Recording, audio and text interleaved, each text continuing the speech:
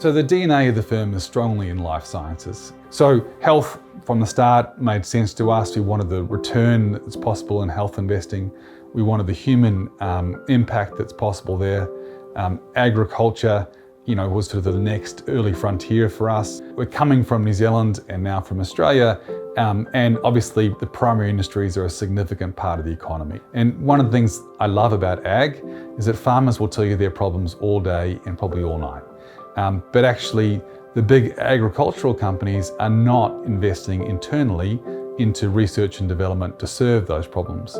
And so there's a lovely gap there which we can serve. And then as a firm, the development was into advanced engineering, and as it went on into clean technologies. So when we started investing and we developed a co-investment relationship with the New Zealand government's fund of funds in 2009. It was a seed fund, so we were investing $1 and the government co-fund was investing $1. We ran that seed investment program for just over 10 years and we had a remarkable run. But we introduced 30 new investors at that stage, several of which had invested into either our first seed investments or had invested into a particular company along the way. But we're proud of what Fund 2 has achieved. It's had its first exit last month, and that's returning a very significant amount of capital to New Zealand and to our limited partner investors.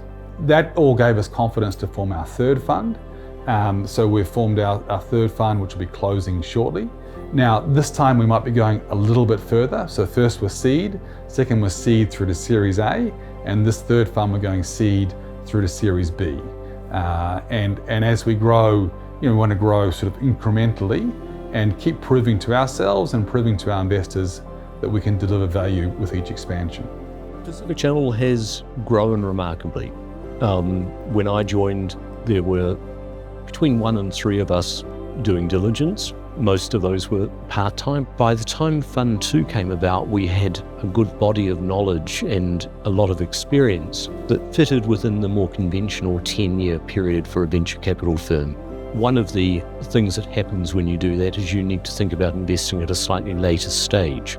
When we were in the Fund 1, Fund 2 transition, while as a company we had a number of successes, it wasn't generally understood in the investment community that this was a viable option.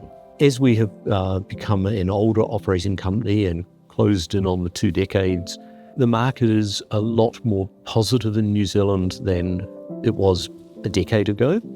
We've also got to the point where we had enough knowledgeable and experienced people in the community, both within New Zealand, Australasia, and Europe/North America, that we've been able to pull in a number of advisors, something that we couldn't do before we had a track record. A much deeper team, a much broader team, and absolutely a more professional organisation. Sort of going back 20-odd years, 23 years, my time as an angel investor, and I'm still an angel investor, so I'm 3 years older than Pacific Channel. I was there at the birth. Brent kept badgering me. He was relentless in the pursuit of happiness, to try to get me to invest in a science or a deep tech startup. Ultimately, I relented and invested in Engender, which exited after about 6 months. I thought, gee, this is easy. This deep tech stuff is pretty straightforward. So the ability to reach into science, to reach into the research community, and identify opportunities, for commercialization, or perhaps more importantly, identify opportunities where science can create material value. When you boil it down, and whether you're a NZGCP or just a simple angel investor like myself, it's quite clear that capability beats capital. Pacific Channel has been a leader in building capability that's able to take science and turn it into impact. I'd met Brent between 2015 and 2018 when I worked for the Dodwell Centre and the McDiarmid Institute, and these were the guys who were sort of the go-tos when it came to raising capital for New Zealand venture. So when I came back to New Zealand, having lived in Europe for a long time, I wanted to get involved with Brent and his team. So the nice thing being at Pacific Channel is we have our 3 verticals. So within the 3 verticals, the environment is a strong part of what we do. So Tāmata has been going for the last 4 or 5 years. It goes into carbon credit world, which has become very topical here in New Zealand.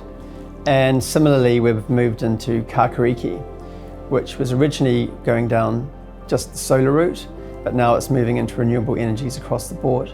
Here in New Zealand, you can't go a day without seeing what's going on with the electricity markets. It's a massive concern. There's a requirement to try and shut down coal-fired power stations in the West. So obviously moving into the renewable space, and also battery storage is very important for New Zealand. It's a joint venture between a large entity in Australia, another one in the UK, and also working with Tāmata here in New Zealand. And already we've got about 12 projects which are underway and moving towards ready to build status. I think that with Tāmata growing at the speed that it is, I think those are going to be 2 major plays to stand alongside what Pacific Channel does as its core business. From the investor's perspective, it's showing that we're evolving and adapting and becoming a lot more sophisticated in the offering that we have to our investors. I just admire so much, the entrepreneurs that we work with.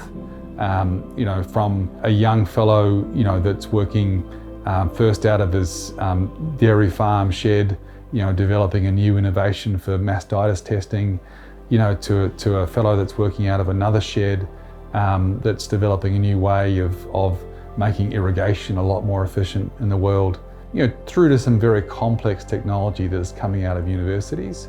We're very fortunate as a nation to have such innovators amongst us, and it's our sort of honour, if you will, to back them.